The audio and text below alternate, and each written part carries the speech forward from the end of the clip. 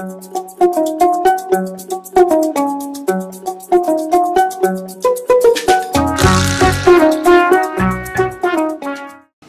aurez ainsi, mesdames et messieurs les ministres, l'opportunité d'échanger avec nos représentants permanents auprès des Nations Unies sur le chemin parcouru, les difficultés rencontrées, les enjeux du moment et surtout les perspectives à venir. Ce sont là des variables communes à tout processus de négociation. Il reste, s'agissant de notre continent, une constante majeure qui constitue notre repère. C'est la position africaine commune formulée dans le consensus d'Isilweni. Consensus par lequel l'Afrique réclame 2 sièges de membres permanents avec droit de veto et 2 sièges additionnels non permanents pour toute nouvelle configuration du Conseil de sécurité. Il n'est pas superflu de revenir ici sur la légitimité de cette revendication. Vous l'avez rappelé, madame, à la naissance des Nations Unies en 1945, nos États, comme beaucoup d'autres, étaient encore sous domination coloniale. Leurs droits et intérêts ne pouvaient donc être convenablement pris en charge. Aujourd'hui, l'Afrique compte le plus grand nombre d'adhérents aux Nations Unies, avec 54 États membres. De plus, les questions africaines occupent l'essentiel de l'agenda du Conseil de sécurité. Or, on ne peut pas régler des problèmes africains sans les Africains. La situation en Libye en est une parfaite illustration. C'est pourquoi, sur ce cas particulier, l'Union africaine n'a de cesse de réclamer la nomination d'un envoyé spécial conjoint ONU-Union africaine pour aider au règlement de la crise libyenne. En outre, une représentation plus équitable au Conseil lui donnerait un surcroît d'autorité et de légitimité en tant que garant du système de sécurité collective.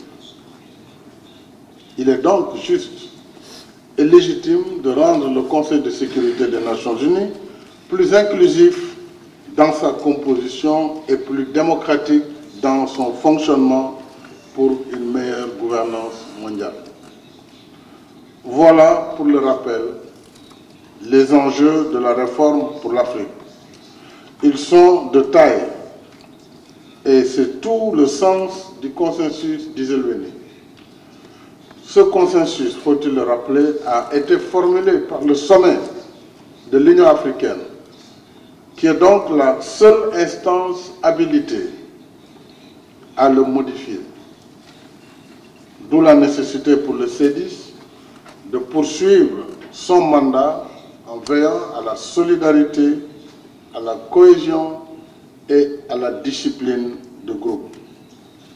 Bien évidemment, nous continuerons aussi de faire preuve d'ouverture dans l'échange avec les autres groupes d'intérêt.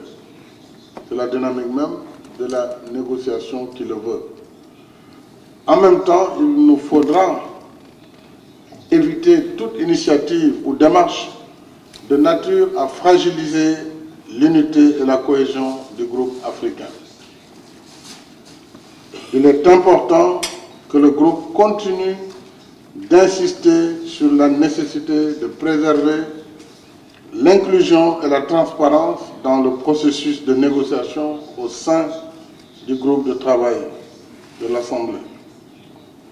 Sur les questions de fond, il est aussi juste que la position africaine réclame, en cas de réforme du Conseil de sécurité, que donc nous réclamions un statut unique pour tous les membres permanents.